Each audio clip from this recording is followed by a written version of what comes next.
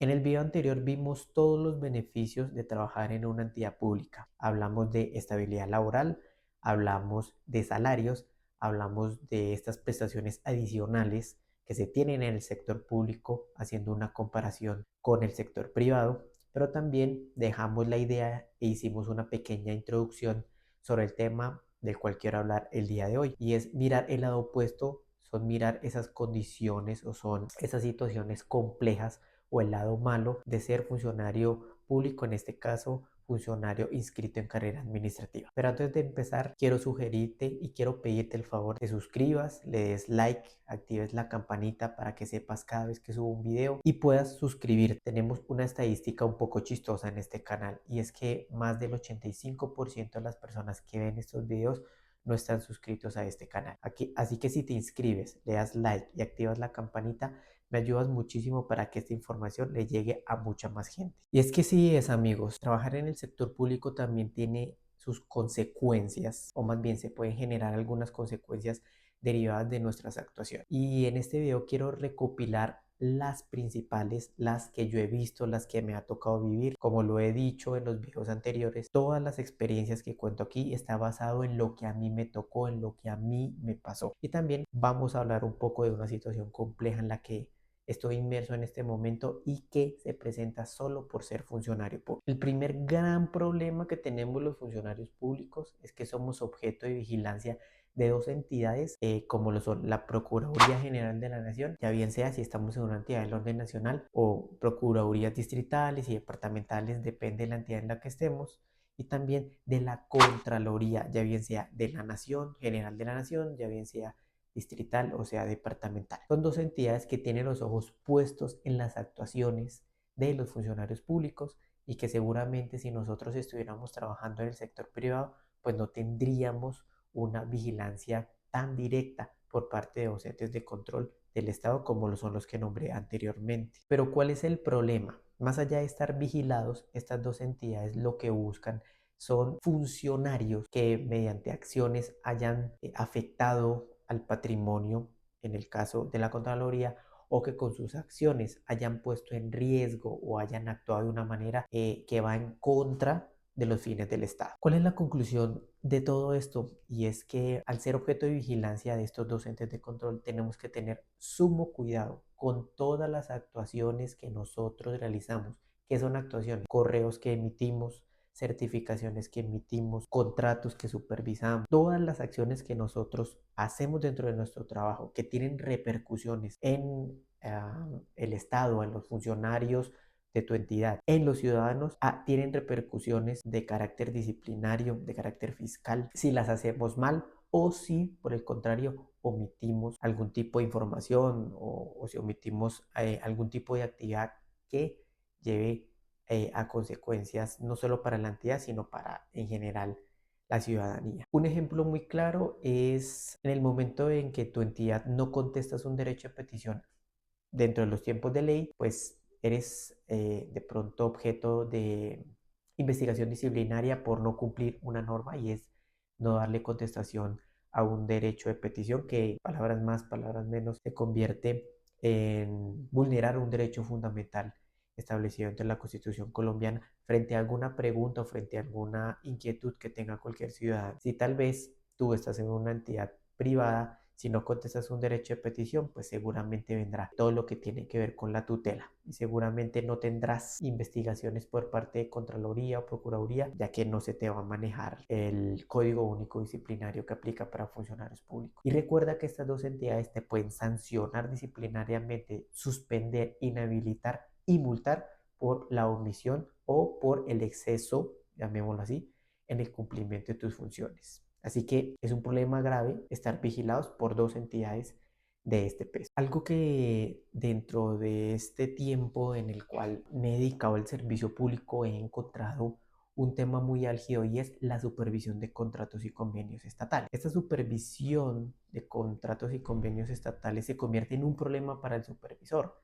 porque la norma dice que el supervisor tiene que estar pendiente desde el punto de vista jurídico, técnico, administrativo, es decir, de todos los aspectos que se pueden llevar dentro de un contrato con el Estado. Y muchas veces no se tiene preparación para eso. Muchas veces tú tienes un conocimiento técnico de la compra, por ejemplo, de X máquina, pero tal vez tú no tienes el conocimiento jurídico para poder aprobar una póliza, para poder aprobar una prórroga o una modificación contractual, ya bien sea para la prórroga, ya bien sea una adición, ya bien sea una cesión de contrato. Y todo este tipo de, llamémoslo así, incompetencia por parte del supervisor, pues lo lleva a que con sus actuaciones pueda afectar el servicio público y por ende pueda ser llevado a una investigación disciplinaria con ocasión a sus acciones. Así que la supervisión de contratos, y al ser dinero público mediante el cual se le paga al contratista, y llamemos contrato a desde comprar los insumos, las camisas, la ropa institucional, hasta la construcción de una troncal completa, no sé, de algún medio de transporte público, pongamos el ejemplo de Transmilenio. Al ser recursos públicos y a ser tú la persona que está encargada de hacer esa vigilancia, hay demasiada presión porque los recursos públicos son sagrados y porque en muchas situaciones una omisión tuya o un exceso en tus funciones puede traerte consecuencias graves. ¿Consecuencias de qué tipo? Si te investigan por la pérdida o más bien por la no ejecución de una obra que llevó a un incumplimiento del contratista y tú no avisaste con tiempo, tienes investigación disciplinaria que se puede volvemos a una multa, a un embargo de tu patrimonio, a una inhabilidad y destitución, a un problema fiscal que compulse copias a la fiscalía por algún tipo de peculado. Y en muchas de estas situaciones, tú no eres el experto jurídico, te proyectan oficios o te proyectan, te asesoran jurídicamente de tu entidad, tú firmas y muchas veces eso no se ajusta a la ley y tú tienes un problema sabiendo que no eres la persona idónea, pero aún así te dejan la supervisión de este tipo de contratos. Estrategias muchas para poder evitar esto, pero en este video la importancia de decirte que la supervisión de contratos es un tema complejo, es un tema difícil y más cuando tú no tienes el conocimiento, a veces ni siquiera técnico, de lo que estás supervisando. Así que ese es el segundo escenario complejo con el que me he topado dentro del servicio público. Como recomendación en el tema de la supervisión de contratos, te puedo decir, ojo con lo que firmas y ojo con las formas en cómo te blindas cuando hay modificaciones contractuales o cuando hay reuniones o cuando hay giros a los contratistas. Es mucho ojo, lee mucho el contrato y asesórate muy bien antes de que por confiar en alguien, en un financiero, en un abogado, en tu jefe, estés inmerso en algún tipo de inhabilidad por confiar en otras personas. Un tema que tiene mucho revuelo en las entidades públicas es la burocracia, la mermelada, lo que llamamos nosotros coloquialmente como el pago de favores políticos. Y es que desafortunadamente en las entidades públicas se contratan muchas personas que en su momento no aportan nada a la entidad, que ganan una gran cantidad de dinero y que solo aparecen cuando hay que cobrar. Y a esto lo llamamos nosotros esa mermelada que reparten los políticos en las diferentes entidades del Estado cuando suben al poder. Y si bien es cierto, tú como funcionario de carrera, pues no estás afectado por las decisiones políticas de esa persona, llámese presidente, llámese gobernador, llámese alcalde, llámese concejal, llámese diputado, indiscutiblemente en tu entidad habrán contratistas, habrán personas que con muy poca experiencia o con muy poco nivel en temas académicos pueda acceder a grandes contratos y seas tú la persona que se encargue de supervisar ese contrato, empiece a librarse una batalla de él, que tenga un poco más de poder con respecto a las decisiones que tú puedas tomar como supervisor.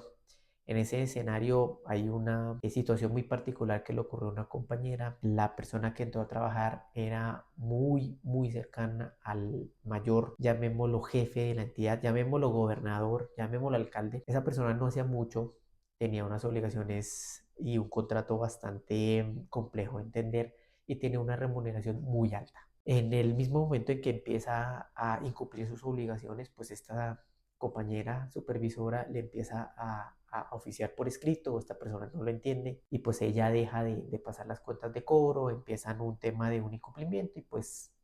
este contratista con una llamada hace que esa persona sienta presión o más bien le carguen una presión por pagar esas cuentas y dos, pues que en definitiva sea por debajeado su trabajo y se cambia la supervisión, no sin antes tener un montón de momentos muy incómodos. Así que la burocracia y la mermelada es un pan de cada día en el escenario público. De esa burocracia también se desprenden muchos temas complejos, pero creo que uno de los más riesgosos para los funcionarios de carrera administrativa son todos aquellos contratos que firman en la entidad y que son dudosos en el entendido de que no es claro cómo se debe pagar, no son claras las funciones que va a cumplir ese contratista. Son contratos que al tú revisarlos te das cuenta que tal vez estaba guiado cuando hablamos de licitaciones públicas o cuando hablamos de tal vez subastas y todo este tipo de procesos de selección objetiva. Y es ahí donde tú te desanimas porque te das cuenta que realmente pues nunca una persona en la mayoría de los casos, en el 90% de los casos, entra a una entidad pública por mérito, si no es por concurso de la Comisión Nacional del Servicio Civil. Yo puedo decir que en mi entidad hay muchas personas muy buenas que están por mérito y se mantienen por mérito como contratistas, pero en otras no y entran con contratos muy dudosos, es decir, con remuneraciones muy altas y con unas funciones no tan específicas, que no acuden y que aún así quieren cobrar. Pero también existe una posibilidad muy grande de que se desarrollen contratos de obra, de construcciones, de convenios, de donaciones,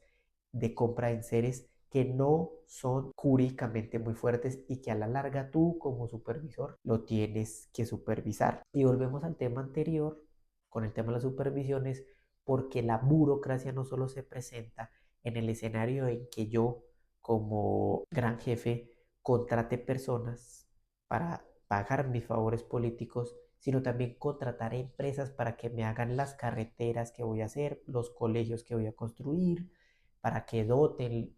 los hospitales de mi jurisdicción, y son contratos que son dudosos, son contratos que no tienen un estudio de mercado definido, que no tienen unas obligaciones definidas, que no hay una calidad esperada de los productos y tú como supervisor vas a sufrir las consecuencias de ese contrato. Si no te blindas bien y si no te asesoras bien. Siempre convivir con alguien de un nivel muy alto como un director, como un ministro, como un subdirector, un viceministro, un jefe de oficina, es bastante complejo, porque como son personas que vienen del ámbito político, el ego está muy presente. Y eso es algo que también sucede en el sector privado, en donde el dueño de una clínica, el gerente de una empresa privada, pues es una persona déspota, es una persona que desafortunadamente pues no tiene algunos valores y no tiene algunas competencias gerenciales que son importantes tener. En el sector público pasa exactamente lo mismo y desafortunadamente esto conlleva a que en muchas situaciones las decisiones que se tomen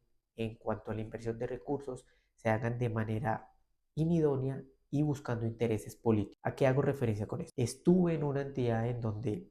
nosotros como funcionarios éramos los encargados de conceptuar sobre la viabilidad de ciertos proyectos para la inversión en hospitales, teniendo en cuenta que la salud es uno de los derechos fundamentales más vulnerados en Colombia y que es uno de los de más difícil acceso, ya bien sea por falta de personal, por falta de muchas cosas. En nuestro escenario trabajamos en el tema de infraestructura y dotación, que son, digamos que, pilares muy importantes. Vi a muchos gerentes de hospitales muy afines al gran patriarca, llamémoslo así, con los giros de recursos más grandes cuando esos hospitales no necesitaban tanto, o si bien es cierto, sí necesitaban menos en contraste con otros hospitales. Entonces, si tú eras de la corriente política afín de esa persona que se encargaba de asignar los recursos, tú ibas a tener muchos más recursos para tu hospital, que obviamente se traduce en una mejora y en una oportunidad para los usuarios de ese municipio o de esa ciudad en donde se prestaban estos servicios de salud, donde se situaba pues este hospital como tal, pero no había una mirada general sobre todos los hospitales, porque habían unos bastante maltrechos y habían otros con muy buenas instalaciones. Así que esa aprobación de proyectos se hacían políticamente y no técnicamente como debería ser. Nuestra dirección en ese momento, en esa entidad, en esos años que yo laboré, pues era la encargada de conceptuar técnicamente sobre la viabilidad de adquirir dotación y de construir un hospital en determinadas regiones. porque no es lo mismo construir un hospital de tercer, cuarto nivel, es decir, con una tecnología totalmente avanzada en la ciudad, por ejemplo, no sé, hablemos de Chiquinquirá, que es una ciudad grande, o Tunja, que es la ciudad principal del departamento de Boyacá. ¿Cómo de hacerla, por ejemplo, en el municipio de La Peña, Cundinamarca, que tiene solo 5.000 habitantes? Así que ese criterio técnico de poder invertir recursos en infraestructura y dotación tiene que ir muy de la mano con conceptos técnicos. Nunca, nunca dejemos la duda en el 80-85%. Entonces, de las decisiones se tomaron políticamente y no técnicamente, en donde se mirara dónde realmente se puede invertir los recursos públicos e impuestos en lugares que realmente lo necesitaba y no seguir invirtiendo en hospitales que ya tenían mucha inversión, pero que de pronto de una u otra manera eran los gerentes o los gestores de estos recursos más afín al gran patriarca. Una de las cosas que más me sorprendió trabajando en el servicio público y actualmente como servidor público de carrera administrativa es la explotación laboral. Creo que las otras situaciones que hemos tocado son muy complejas. Sin embargo, la explotación laboral es un tema que a mí me pareció tan exagerado y la gente tan explotada en los empleos públicos en donde estuve, independientemente de su vinculación, contratista, profesional,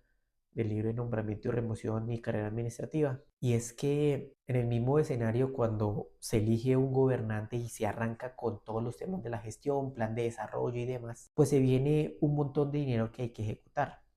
La ejecución de plata requiere de diferentes tipos de áreas financiera, jurídica, técnica y demás. Y se vuelven los gobernadores, se vuelven los alcaldes, se vuelven los concejales y demás. Personas que trabajan 24/7. Y si bien es cierto, eso es muy bueno, porque la idea es que las obras se ejecuten, las cosas se hagan. Debajo del alcalde hay mucha gente como asesores, mucha gente como pagos de favores políticos, que son realmente las personas que presionan para que se hagan las cosas en las diferentes dependencias y en los diferentes sectores, salud, infraestructura, movilidad, ambiente y demás. Pero realmente todo el trabajo lo hacen funcionarios públicos como yo, que se encargan de hacer realidad muchos proyectos. Porque es que el alcalde se puede parar en una plazoleta y decir, les prometo que vamos a hacer un hospital. Pero realmente el alcalde, a pesar de que promete, lo hace sin saber si se puede y dos, de una u otra manera no hace nada, sino aparte presionar. Y eso está muy bien porque, como les digo, hay que ejecutar las obras. Sin embargo, las personas que son su gabinete o las personas que están en su nivel más alto, que tienen salarios extraordinarios, no hacen nada tampoco. Cuando son ellos las personas técnicas, expertas, por eso son asesores, por eso son contratistas especializados en diferentes cosas y no lo hacen. Bajan esa información hasta el ingeniero profesional uno, al abogado profesional uno, al financiero profesional uno y se convierte en una presión, en una explotación laboral contra los funcionarios que tienen un horario definido, que están de 8 a 5 y que no tienen ese contacto con ese alcalde, con ese ministro, con ese concejal que son alto nivel. A lo que quiero llegar es que se invierten muchos recursos en nóminas, asesores, en contratistas especializados en determinados temas, en secretarios, en directores y subdirectores. Se pagan salarios demasiado altos para que esas personas no tengan ni siquiera conocimiento técnico para poder gestionar y hacer diferentes tipos de cosas. He visto muchos directores en temas de salud que son abogados y lo único que hacen es presionar, explotar laboralmente a la gente. Y ese es un problema muy grande porque es muy chévere como ciudadano ver que se abre, por ejemplo, el deprimido de la calle 72, pero en vez de presionar al contratista, muchas veces presionan a los de abajo para que saquen la documentación, para que saquen los conceptos, para que saquen las partidas presupuestales, para que se corra y se explote laboralmente, pero si viene un contratista externo, un consorcio grande, una empresa grande, y se toma el tiempo que sea. Pero las personas del común allá abajo, totalmente explotadas. Vi compañeros sufrir de temas gastrointestinales, desarrollar cáncer, desarrollar problemas de depresión, problemas de salud mental por las presiones de estos altos políticos, porque pues no es lo mismo cuando te dicen es que el alcalde, es que el ministro, es que el gobernador está pidiendo esto, a cuando de pronto te dicen tu jefe te lo está pidiendo, sin desprestigiar al jefe, pero cuando viene una orden de arriba, tú lo que haces es presionarte a ti mismo para poder entregar. Y esto no es ser flojo ni nada, pero se paga mucha plata para que el funcionario raso tenga que hacer un montón de situaciones que no le competen. Así que es bastante complejo también trabajar en el sector público, es bastante complejo ver muchas situaciones que se presentan, pero de una u otra manera todas las entidades son diferentes, en unas se trabaja de pronto con más presión que otras, pero es la solución a muchos problemas que tenemos. Con este video dejo yo las dos caras de la moneda. Hay cosas buenas, hay cosas malas, como en todo trabajo. En el sector privado también hay problemas de explotación laboral, hay problemas de toda índole que de una u otra manera tienes en las manos la oportunidad de comparar y poder tomar una decisión. Si es irte por los concursos de carrera administrativa y ver los beneficios y contrastarlos con la parte negativa, o simplemente buscar trabajo en el sector privado y hacer también un, un tipo de análisis para que puedas escoger de una u otra manera la forma en cómo quieras tú desarrollarte dentro del campo laboral. Ahora bien, quiero comentarles para terminar este video la situación incómoda en la que estoy inmerso por ser funcionario público. Para no entrar mucho en detalles, para de pronto no saber la entidad, saber específicamente muy al detalle qué pasó, básicamente funciona, o más bien arrancamos con un tema de una supervisión de un contrato. La supervisión de ese contrato se lleva para unos servicios que adquiere el lugar donde estoy trabajando. En este contrato hay unas especificaciones técnicas de los servicios que se tiene que prestar. Básicamente era un servicio de preventivo, mantenimiento preventivo, correctivo, la instalación de un repuesto más un entrenamiento básico en determinado equipo. Dentro de la ejecución del contrato hay solicitudes de modificación del contrato, pero esas solicitudes son del orden jurídico. Mi profesión es ingeniero biomédico, como los he venido contando en este canal, es decir, es del orden técnico, y esta modificación que solicitó el contratista era del orden jurídico porque era en relación a los porcentajes y a la forma de asegurar el contrato, todo lo que llamamos pólizas y demás, todo lo que se lleva a cabo con aseguradoras. Esta solicitud de modificación se hace de una forma en la que jurídicamente un abogado conceptúa y dice palabras más, palabras menos, esto se tiene que hacer así y se puede hacer así de esta manera. Ah, perfecto, digo yo, por favor, proyectame pues el concepto y el oficio para yo firmarlo, me lo proyecta, yo lo firmo y se pasa a la formalidad con el ordenador del gasto y pues para ya quedar la nueva minuta lista. Pero me llega una auto de apertura de investigación disciplinaria por esa modificación a mí y a la ordenadora del gasto por presuntas irregularidades en ese contrato. Yo quedo sorprendido de irregularidades de un contrato que ejecutamos técnicamente muy bien. Se hizo el mantenimiento, se hizo el mantenimiento preventivo, correctivo, se dictó el curso, se instaló el repuesto o refacción,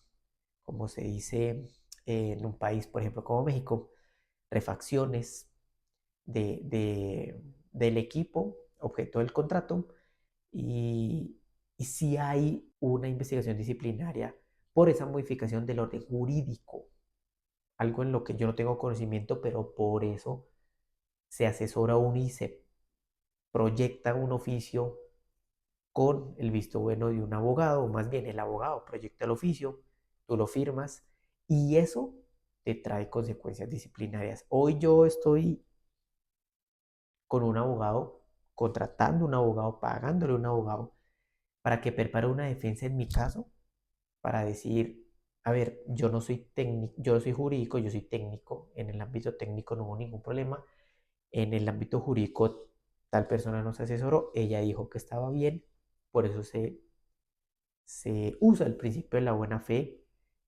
y se pasa la solicitud de modificación y eso me tiene en una investigación disciplinaria por la Procuraduría en este caso general de la nación, asumirán en qué tipo de entidad estoy, es decir, del orden nacional. Y esto también pues trae estrés, a pesar de que tú eres consciente de que tú no hiciste nada malo, que te llegue un oficio de la Procuraduría diciéndote que hubo irregularidades en el contrato que tú supervisaste y que tú eres uno de los culpables, es bastante complejo asimilar. Y sucede mucho en diferentes entidades. No sé si estamos hablando, por ejemplo, de, no sé, un hospital que quiera renovar su tecnología biomédica. Tú como biomédico dices, sí, ese no sirve. Técnicamente hace esto, hace esto, hace esto. Tú como, no sé, gerente del hospital o supervisor no técnico, tú confías y dejas por escrito ese concepto de ese biomédico, esa persona técnica y lo compras. Pero cuando, oh sorpresa, eso no se ajustaba a la ley, por ejemplo, no se ajustaba a una especificidad técnica o no se ajustaba a un permiso, por ejemplo, del INVIMA, que lo conoce la parte técnica y está siendo investigado por el error de otro, se convierte en una situación bastante compleja y asimilar. Y se convierte en una situación en donde de una u otra manera tú tienes que invertir un tiempo en preparar una defensa, un dinero importante, conseguir un abogado y empezar a preparar una defensa por algo en lo que tú ni siquiera eres experto. Así que para no contarles mucho, dejo hasta ahí el video en relación a lo que me pasó a mí. Si tienen algún tipo de sugerencia de qué puedo hacer en ese caso, si conocen algún abogado que también me pueda ayudar, es decir, yo contraté un abogado, pero siempre me gusta tener una doble opinión. Si conocen a alguien que sepa este tipo de procesos disciplinarios, déjenmelo aquí en los comentarios. Y como les dije anteriormente, ya tienen la visión y pueden analizar ventajas y desventajas de trabajar en el sector público y lo pueden llevar a una comparación con el sector privado si es que estás trabajando allí. Si les gusta este tipo de contenido, si les gusta que hablemos sobre este tipo de cosas, por favor denle like, es muy importante y me ayuda mucho porque con cada like hacemos que esta información le llegue a más personas, que este canal siga creciendo, que nos permita que se muestre, que el algoritmo de YouTube muestre esto a más personas. Suscríbanse, me ayudan un montón también para que salga sugerido a muchas personas. Como les decía, el 85% de las personas que ven estos videos no están suscritos a este canal, así que si estás viendo y llegaste hasta el final de este video es porque te está gustando. Ve, dale like, suscríbete y activa la campana para que estés atento a todos los videos que estoy subiendo en este canal. Un abrazo a todos y nos vemos en una próxima oportunidad.